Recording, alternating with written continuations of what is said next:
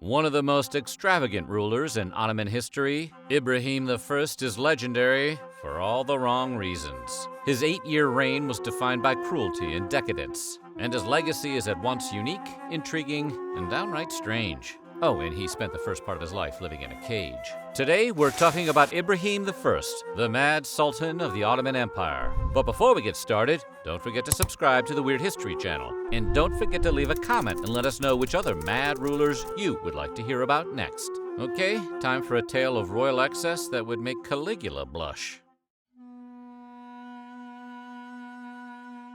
The son of Sultan Ahmed I and Qasim Sultan, young Ibrahim I didn't get to enjoy the palace life long. It all began when his brother Murad IV ascended the throne in 1623. Murad was convinced his brothers would conspire against him for the crown, so he immediately threw them all into the Ottoman coffers, including 8-year-old Ibrahim. So no chance to start a power pop trio like Hanson or the Jonas Brothers. Should have called him Murad the Short-Sighted. Literally translated as cage, the Kaffa was basically a jail for royal competition. Throughout his life in the Kaffas, Ibrahim saw Murad execute 4 of their brothers, and he lived in fear of being the next. But Murad decided to spare Ibrahim, leaving the young prince to spend his entire early life locked in a cage. Like many hard-partying dudes throughout history, Murad IV succumbed to cirrhosis in 1640, bringing his reign to an end. Upon Murad's death, Ibrahim became the new sultan. But it wasn't quite that simple.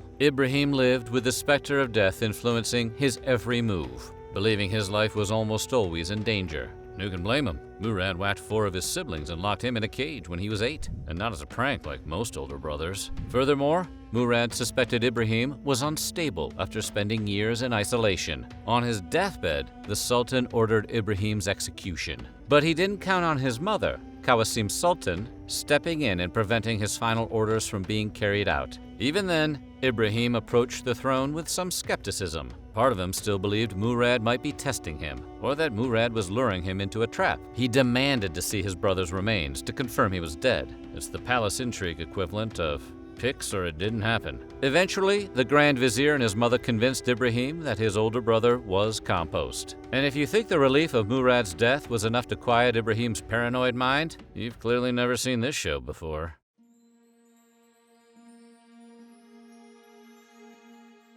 Traditionally, sultans wore kaftans, an inner robe, and a type of pants called a shalvar. But Ibrahim came through drippin'. He preferred to dress in colorful fabrics, and instead of the traditional imperial turban, he liked to wear flowers in his hair. His confused subjects criticized his wardrobe, but it did nothing to stop him from wearing precious stones as buttons, donning sable furs, and according to some accounts, even hanging diamonds from his beard. Just like his brother before him, Ibrahim liked to throw on a disguise and check out the markets, reporting back to his Grand Vizier on what he found. However, his interest in seeing his empire and its people didn't last, as he began to show signs of the madness for which he is known. He regularly flew into rages, once threatening to stuff that same Grand Vizier with straw. Another time, he threw his infant son, Mehmed, into a pool to punish the baby's mother. He also tried to stab his young son for making a joke. That's a tough crowd. One story from 1647 claims the emperor was riding through Istanbul when the road was suddenly blocked by a massive carriage. His reaction was to demand his Grand Vizier ban all carriages from the city. We could use an Ibrahim to deal with all these scooters. The ban did not instantly cure congestion and traffic, so the Sultan took out his anger on the Grand Vizier.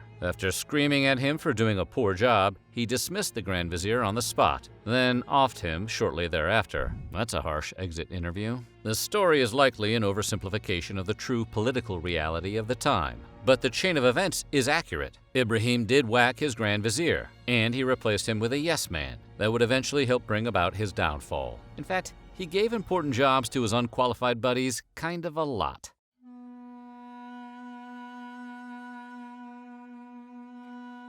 All told, his regime appointed 23 chiefs of finance and 18 grand admirals, and at least a few grand viziers. Ibrahim's court was a revolving door of people he favored. That is, until he didn't favor them. One such case came with Yusuf Agha, one of the Sultan's favorites. Ibrahim promoted him from Agha to Pasha, the highest official title in the Ottoman Empire. and made him Grand Admiral of the Ottoman fleet in 1645. But when Yusuf eventually disagreed with the Sultan about leading another campaign in Crete, Ibrahim had him executed. Seems like a simple "we're moving in a different direction" would have sufficed, but you do you, Ibrahim. Anxiety and paranoia surged through every fiber of his being, a side effect of growing up in a cage surrounded by murder. He also suffered from chronic illnesses throughout his adult life, beset by fatigue, headaches, and irritability. His poor mental and physical health drastically affected his reign. For instance, these bouts of illnesses led to his first Grand Vizier to make vital political decisions for him. Ibrahim also had a spiritual advisor, Jinja Hoja, who convinced him to attack Venetian Crete in 1645. Jinja had considerable influence over Ibrahim, mostly because he claimed to be able to cure the Sultan's health problems. Ibrahim was enthralled with him, appointing him the Qadi of Galata in 1643. A year later, Jinji was made Kazasker, or chief military judge.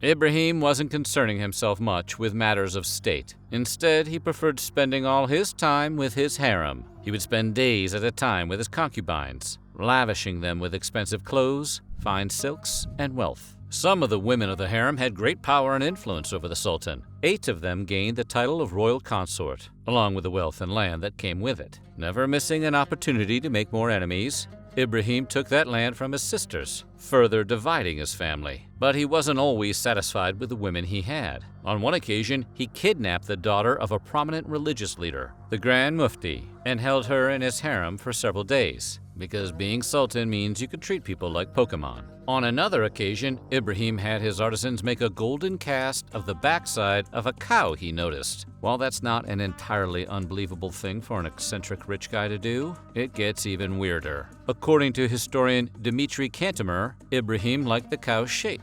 He wrote, "He sent the shape of them in gold all over the empire, with orders to make inquiries whether a woman made in just that manner could be found for his lust." In other words, Ibrahim had a golden cow ass sent around the empire like Cinderella's glass slipper to find new women for his harem. And they found someone who captured his attention in an Armenian woman called Sechir. Para quickly became Ibrahim's favorite concubine, and he appointed her the governor-general of Damascus. But she wasn't popular in the harem. Para reported everything she saw and heard to Ibrahim. She also started a vicious rumor that one of the women had slept with someone outside of the harem. That is a fireable offense, and by now you should be familiar with Ibrahim's preferred method of firing people. Upon hearing the rumor, he utterly flipped his wig. He organized an inquisition to discover the identity of the alleged outsider, but failed to torture a name out of his concubines. So, as the story goes, Ibrahim drowned his entire harem of 278 women in the Bosphorus Strait. Only 3 survived, one of which was able to wrangle out of the weighted sack she was bound in and was rescued by a French ship.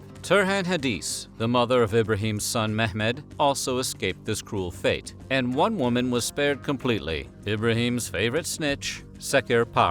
But she eventually met her fate at the hands of Ibrahim's mother, who strangled her at a dinner after deciding she held too much influence over Ibrahim. When Ibrahim learned of her death, his mother told him Para had died suddenly of a powerful illness. What powerful illness? These hands. So Ibrahim found solace in his expensive tastes.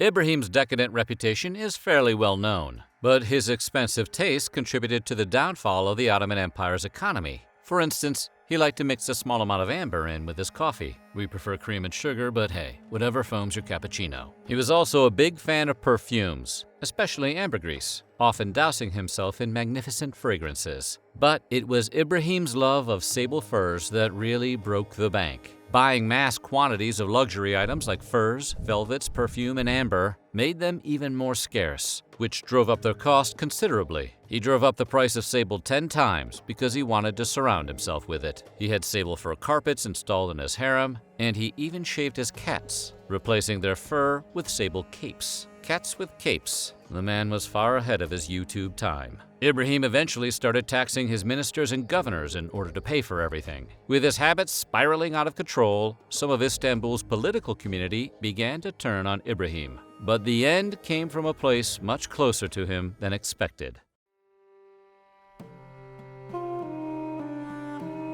Ibrahim's mother, Qasim Sultan, guarded her son throughout his troubled life. At the start of his reign, she began amassing unofficial power. While Ibrahim busied himself with his harem, she secretly ran the empire. When the Sultan began elevating women from his harem to high positions of government, Qasim could see her power dwindling before her eyes. So, in 1647, she hatched a plot to overthrow Ibrahim, after which she was briefly exiled. 1 year later, she threw her support behind another plot to take down her son, on the condition that he remained alive. A rebellion led by the Janissaries, benefiting from Qasim Sultan's support, took down the mad Sultan once and for all. And so Ibrahim, who'd spent much of his early life in a cage, was imprisoned once again to spend the rest of his days in a dungeon. But as it turns out, those days were extremely numbered. After just 10 days of being locked up, Ibrahim the Mad was unceremoniously strangled. The throne then passed to his 7-year-old son, Mehmed, the baby he tossed into a pool to win an argument, kicking off an entirely new chapter in the history of the Ottoman Empire. But that's a story for another time.